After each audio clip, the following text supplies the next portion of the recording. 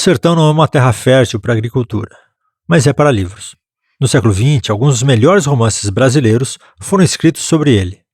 O que faz o sertão ser tão fértil?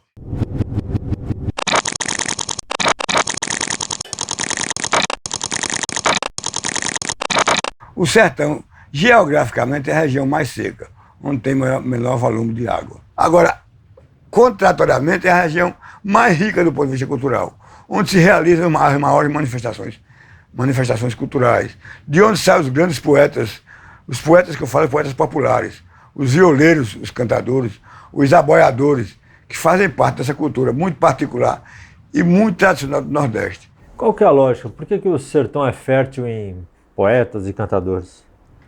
Imagino que, diante das dificuldades, o artista se manifesta mais rapidamente, ou mais ricamente. Diante da falta de água, o cantador, o dono do gado, se punha a cantar. Cantava, rezava. Sabe que no sertão se reza muito. O sertão se reza por minuto. As procissões, as missas campais, que reúnem um número muito grande de pessoas.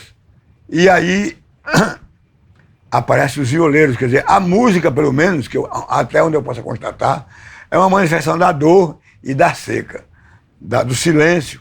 O sertão tem um silêncio que eu chamo, brincando em casa, de silêncio oco, porque não tem nenhum barulho.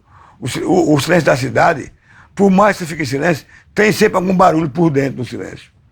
No mato não, no sertão não.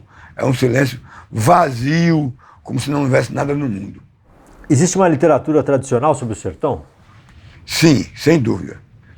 A partir do grande livro, o grande ensaio brasileiro de Euclides da Cunha,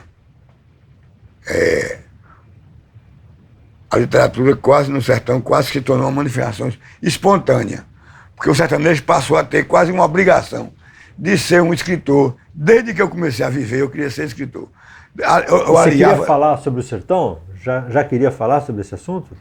Agora, eu tinha um problema muito sério, eu não concordava com aquele negócio de seca.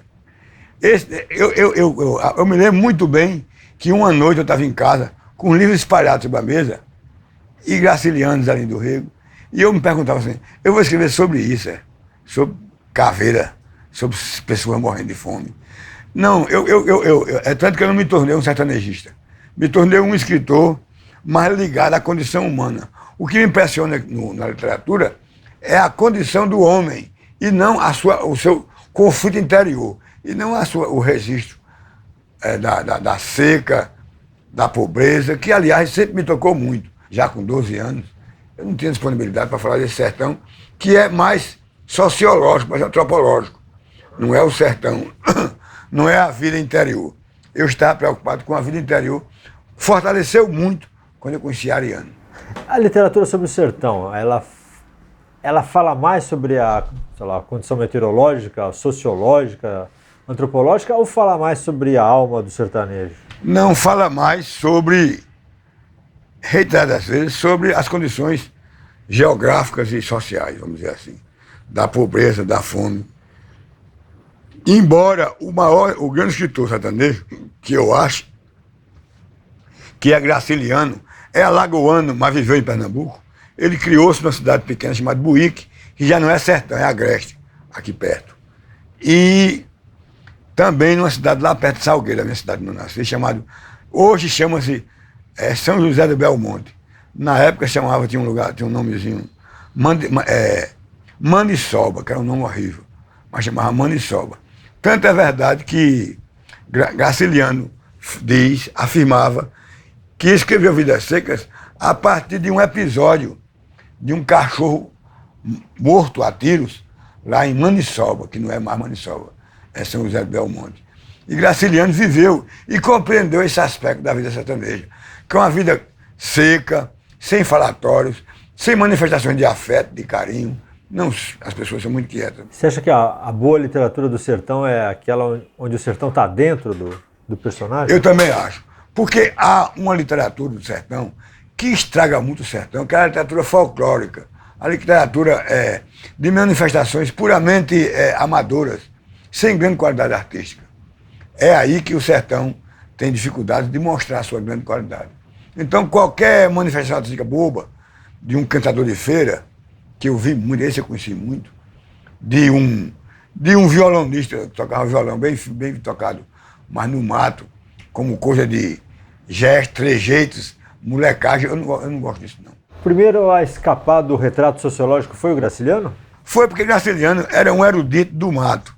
O Rio de Janeiro teve o maior susto com Graciliano, porque Graciliano apareceu primeiro como um prefeito do interior, do sertão brasileiro.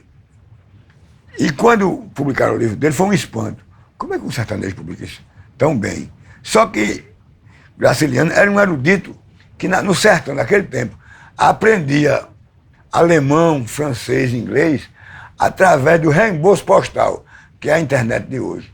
Então ele comprava discos, ele comprava livros em alemão, em francês e inglês, sobre os grandes autores.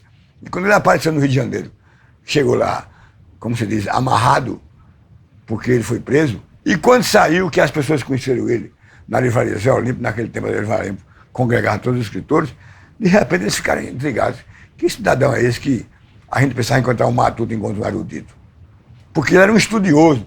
Ele não está a fim de copiar, de registrar o sertão como uma área geográfica, mas como uma área literária, de reflexão, de questionamento. Uma obra sobre o sertão tem sentido hoje, quando não existe tanta diferença entre o mundo urbano e o rural? Desde que não seja uma obra vinculada a uma fotografia do sertão, mas a uma interpretação, se for a obra interpretativa tem sentido. Se for a obra documental, copista, esse não faz nenhum sentido. Perde completamente o sentido. Como tem muita gente aí fora escrevendo, até bem, mas escreve sobre o sertão folclórico, engraçado, de puro registro literário, não vale a pena, está perdendo tempo. Se você interpreta, compõe um personagem a partir das suas preocupações universais, com certeza tem sentido, faz sentido.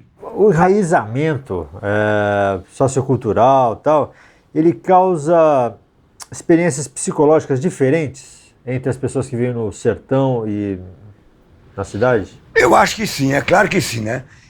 Porque se você mora no Recife, ou mora em Paris, ou mora em Moscou, é claro que a sua percepção do mundo é muito diferente. Você mora no sertão, é outra percepção do mundo. O questionamento pode ser o mesmo, mas o comportamento, o desenvolvimento, a forma de fazer, de pensar e questionar é outra. Tem que se lembrar sempre, Toledo, que o objeto da obra de arte é a estética, não é o documento, nem a ciência. A obra de arte não é conteudística, ela é estética. Ela leva em consideração a beleza, que é o fim da estética. Então, vendo isso, há modificações completamente incríveis e novas. O Homem de Moscou e o Homem do Sertão são dois mundos diferentes, de forma que vale a pena uma obra, sem dúvida nenhuma. São formas de viver diferentes. O rótulo de pitoresco, de regionalista, incomoda o autor nordestino? Sim, porque para mim, por exemplo, incomoda muito. Porque o pitoresco e o regionalista são meramente conteudísticos, jornalísticos, não são literários. Não são... Se você me chama de pitoresco, você arrasou minha obra. Arrasou com tudo que eu fiz. Eu não sei, nunca fui, nem nunca serei. Você está lembrado que eu disse logo quando eu era menino, que eu vi o livro da minha mesa do meu pai? Eu digo, eu vou pensar, escrever sobre isso, porque aquilo ali era uma coisa que não me interessava. Porque aí vem só o registro, como eu já repeti tantas vezes. Vem o meramente jornalístico. E o escritor nordestino quer o confronto com o mundo. Como é que o mundo sertanejo confronta o mundo moderno? Não é internet, não é, isso aí é leviano, isso aí é conteúdo. Não é o conteúdo que interessa. O que interessa é o comportamento, o questionamento diante do mundo.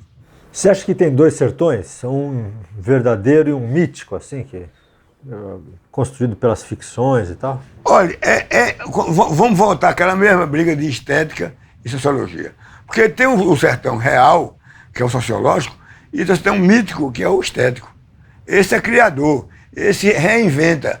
É tanto que se você encontrar, por exemplo, se você ler o Movimento Memorial, o documento que lança o Movimento Memorial, e o documento que lança o movimento regionalista, tem um verbo que para mim é fundamental. O movimento regionalista fala em cópia da realidade. O movimento memorial fala em recriar a realidade. Está aí o mítico e o sertão O sertão mítico e o sertão verdadeiro, como se real, como se diz por aí afora. Porque não deixa, o mito não deixa de ser real, não. Ele só é reinventado, recriado. E aí é que está a grandeza.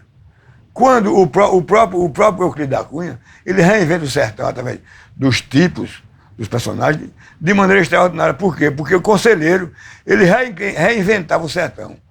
O conselheiro não copiava o sertão, que é a grande auxiliaridade do conselheiro. Antônio Conselheiro seduziu tanto, porque ele reinventava. Se ele fosse copiar, ele era nada mais do que um repórter ruim do campo. Seria uma coisa mais ou menos assim. E cada escritor, será que inventa um sertão próprio? Sabe? O do Guimarães é um, do Graciliano é outro. Com certeza, outro. Né? O sertão do Guimarães tem uma preocupação religiosa muito forte. Tanto que Augusto Matraca diz uma frase que é engraçadíssima, mas ao mesmo tempo documenta e registra o homem nordestino, sertanejo. Mas Augusto Matraca diz: eu entro no céu nem que seja na porrada. Você acha que esses sertões míticos, Ariano, Graciliano, Guimarães, o seu, eles têm alguma coisa em comum, no final das contas? Tem em comum o sonho da beleza, que move qualquer grande artista, qualquer grande escritor. Todo escritor é movido pela beleza, pelo sonho. Ele não é movido pela realidade. Se ele não quisesse confrontar a realidade, ele não era escritor. Por que nós somos escritores? Nós somos escritores porque não estamos satisfeitos com o mundo que a gente vive. Se a gente estiver satisfeito, não tem necessidade de criar outro. A gente cria outro porque não quer estar aqui. Isso é elementar, né? Então, sem dúvida nenhuma, esse sertão mítico é o sertão dos sonhos, da beleza, do encontro com o eterno. Por isso que nós somos tão religiosos e tão místicos ao mesmo tempo, né? Até o Euclides da Cunha, que era tão materialista.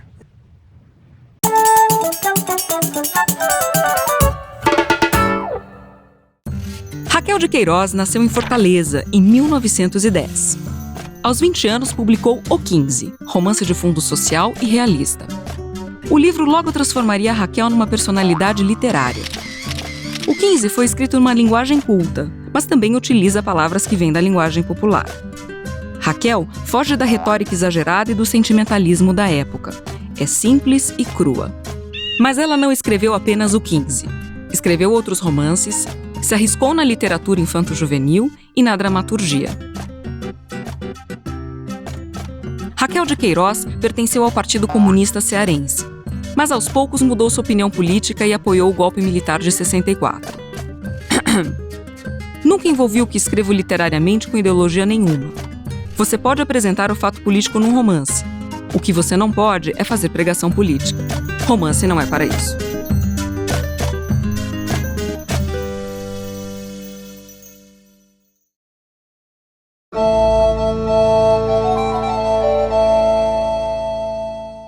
Lampião e Lancelot, de Fernando Vilela, talvez seja o álbum ilustrado mais importante produzido no Brasil nos últimos tempos. Ele foi publicado pela editora Kozak Naif. Neste livro, Fernando Vilela mistura gêneros, desde o gênero tradicional do imaginário até a questão do cordel, da forma em que ele escreve o livro. E neste livro ele nos brinda com uma narrativa gráfica e textual das mais impressionantes. A história é uma história inusual, porque ele traz Lancelot da França com seu exército, e tudo que tem a ver com Lancelot, ele nos dá estas páginas em prata, que ilumina tudo, e se encontra em seguida com Lampião, nesta outra cor, que é o ocre, que dá a dimensão de todo o calor, né, o sol e a terra do sertão. E nesse encontro, né, que eles vai se dando pouco a pouco, descrevendo toda a aridez e todas as características culturais nossas, este encontro vai chegar, num determinado momento, naquilo que seria a grande, né, o grande motivo desta viagem do Lancelot, que seria, na verdade, né, um grande momento onde a gente tem a batalha final, que está aqui ilustrada, né, nestas duas duplas páginas sensacionais, e a partir desse momento a história dá uma virada surpreendente, extremamente bem-humorada, que quebra com toda esta narrativa anterior, que é que essa guerra termina. A guerra termina a partir de uma risada do Lampião, uma risada que contagia os dois exércitos, de uma forma que aquilo que seria uma guerra, E a própria batalha, ela termina numa festa onde todo mundo dança, numa festa onde se troca a armadura pela roupa de Lampião, e isso tem um significado muito interessante, muito profundo, desde meu ponto de vista. Por quê? Porque é uma forma de reinterpretar, de certa maneira, a história do Brasil. Ou seja, aqui o que o Fernando propõe é o encontro das culturas, uma integração que se dá a partir desta narrativa gráfica esplêndida e que vai nos brindar com uma história com muito humor, muito bem-humorada, que supera um pouco tudo aquilo mais tradicional, tanto em termos do cordel quanto das histórias maravilhosas que o próprio Lancelot expressa. É um livro que não tem idade, né? Um álbum ilustrado de muitíssima qualidade, na verdade, um livro de artista, que acredito que deu um grande prazer, tanto em termos de texto quanto em termos de imagem, para todo leitor que for realmente entrar nesta história. É um livro dos mais interessantes em termos de álbum ilustrados que a gente já produziu.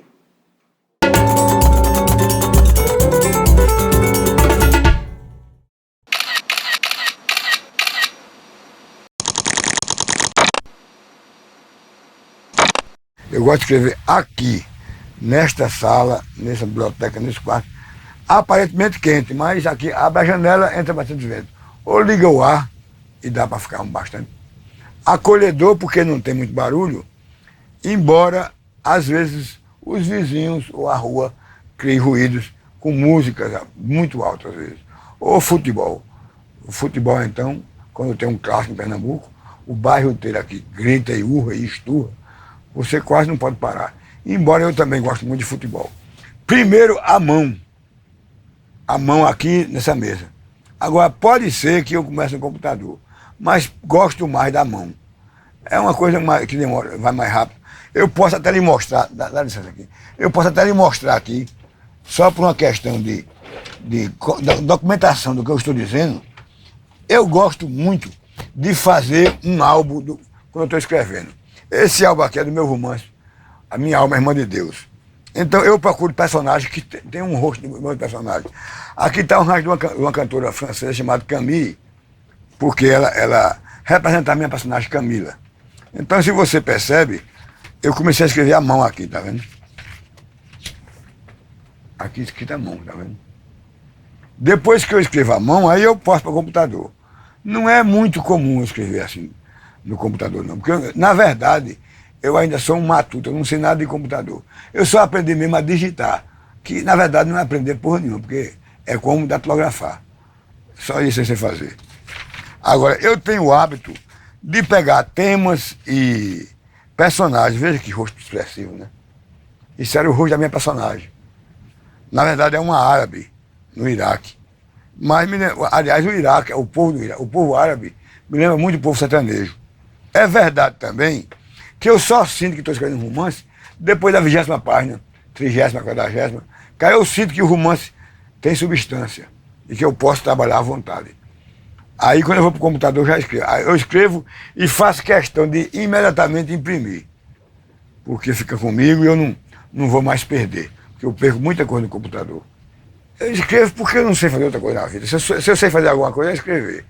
Eu não sei fazer outra coisa na vida, senão escrever.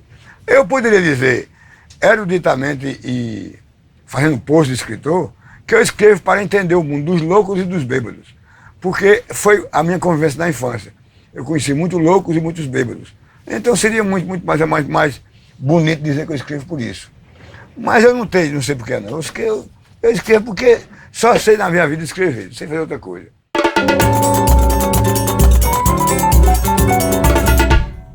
Olá, eu sou a Tatiana Feltrin e hoje então eu vou indicar para vocês o Morte e Vida Severina e Outros Poemas para Vozes, do João Cabral de Melo Neto. Bem, esse livro aqui traz então 4 poemas do autor, sendo eles O Rio, Morte e Vida Severina, que talvez seja o poema dele mais conhecido por todo mundo, né? Porque acho que em algum momento todo mundo teve que estudar esse poema na escola. Tem também 2 Parlamentos e Alto do Frade. O poema que abre o livro, então, é O Rio, em que o autor vai contar pra gente histórias de vida, né, dos retirantes a partir do ponto de vista do rio Capibaribe mesmo.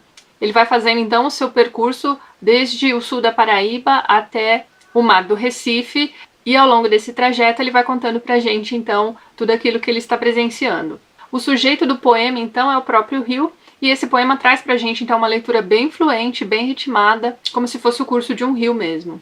Na sequência, então, vem o Morte e Vida Severina, cujo título faz uma alusão, então, à vida difícil dos retirantes, né, nordestinos. E ao inverter, né, as palavras dessa expressão, né, vida e morte de alguém, o autor já está meio que contando pra gente sobre que tipo de vida ele vai falar. E tem uma parte muito bacana nesse poema, que acho que todo mundo deve ter lido na escola, que ele vai dizer o seguinte: e se somos severinos iguais em tudo na vida, morremos de morte igual, mesmo a morte severina, que é a morte de que se morre de velhice antes dos 30, de emboscada antes dos 20, de fome um pouco todo dia. E mais uma vez nesse poema o autor vai contar pra gente a trajetória também dos retirantes em busca de uma vida melhor no litoral. Já o terceiro conto do livro, que é o Dois Parlamentos, é dividido em duas partes, sendo a primeira o Congresso no Polígono das Secas, em que o autor vai descrever o sertão como sendo um cemitério que produz seus próprios mortos. Né? Muito triste essa parte do texto. E na segunda parte, intitulada Festa na Casa Grande, o autor vai contar pra gente sobre as dificuldades dos trabalhadores de engenhos, né? Que nesse momento aqui do poema já estão em decadência devido à concorrência com as grandes usinas. E no quarto e último poema, que é o Alto do Frade, o autor vai contar pra gente a história do Frei Caneca, que está sendo preparado para ser executado por conta da sua participação na Confederação do Equador. E o autor do poema vai nos levar, então, vai levar os seus leitores a acompanhar o trajeto do frade da cadeia até a praça pública em que ele será executado.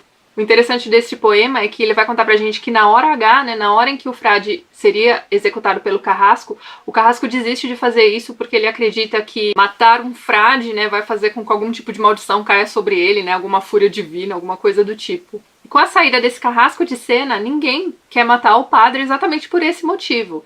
E a solução que eles acabam encontrando é formar um grupo de 12 homens, né, já que ninguém queria fazer aquilo sozinho, né, para executar então esse frade. E é isso então, fica a dica para vocês de um livro excelente e recomendadíssimo.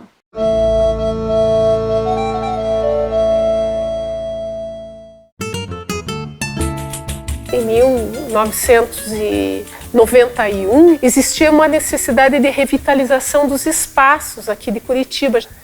E daí viram nesse prédio uma possibilidade interessante de revitalização. E, ao mesmo tempo, foi pedido para esse maestro carioca, o Roberto Inhatali, um projeto específico para a criação do Conservatório de Música Popular Brasileira. E foi projetada uma biblioteca especializada em música popular brasileira com os seguintes objetivos principais: preservar, divulgar, ensinar e pesquisar a música popular brasileira. Eu entrei aqui em 1994 e a minha formação foi totalmente popular, né? E nesse decorrer desse tempo que eu estou no conservatório aqui, eu usei praticamente metade desses livros aí já para estudo, né? Era a única biblioteca realmente específica de música popular brasileira no Brasil. E com isso a gente tem muito músico de fora, nacionalmente, às vezes até um músico de outro país que vem ministrar cursos aqui. E esses professores, eles acabam também se interessando de conhecer a biblioteca e às vezes até deixando coisas que a gente acaba recebendo acervos inusitados também e até difíceis de encontrar em outro lugar. Toda a biblioteca ela é toda classificada dentro disso, né? Dos ritmos, dos instrumentos, das biografias de compositores, tanto brasileiros como internacionais. O acervo do conservatório hoje em dia tem praticamente 7.000 volumes entre partituras, livros de referência. Os songbooks foram importantes bastante, né? Principalmente os songbooks de choro, né? Que é uma matéria que eu me interessei para trabalhar, né? Então é uma forma assim muito fácil, né, de você ter acesso às canções e de uma forma séria. Beleza, estou em casa, né? Posso começar a procurar as coisas e saber que vou encontrar, né? Foi muito importante a biblioteca pra gente aqui, né? Engraçado porque é aqui nessa sala ao lado que eles às vezes têm canto, né, popular. É tão gostoso de ouvir, porque é tão descontraído assim, sabe? Que a gente sem querer, quando é canto, eu canto junto, aqui baixinho, claro, né? Canto junto, às vezes quando a música é muito animadinha já me dá vontade de dançar. Saio daqui renovada, querendo que chegue logo o dia seguinte para poder voltar. E assim vai.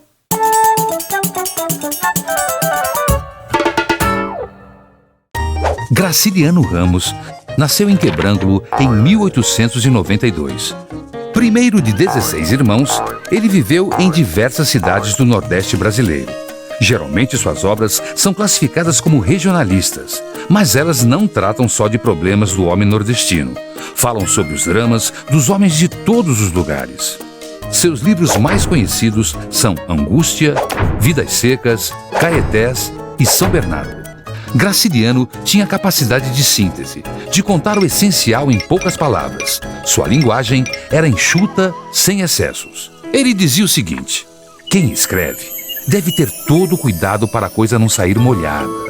Da página que foi escrita não deve pingar nenhuma palavra, a não ser as desnecessárias. É como pano lavado que se estira no varal.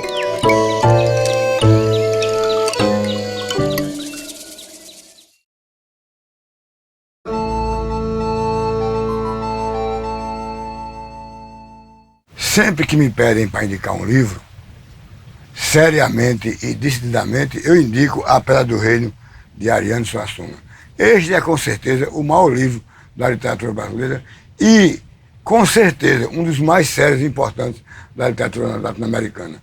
Quem lê este livro nunca mais será a mesma pessoa, com certeza. Inevitavelmente, aumentará a sua esperança na humanidade, a sua crença no mundo melhor, a sua maneira de poder enfrentar os dilemas e os problemas do mundo contemporâneo.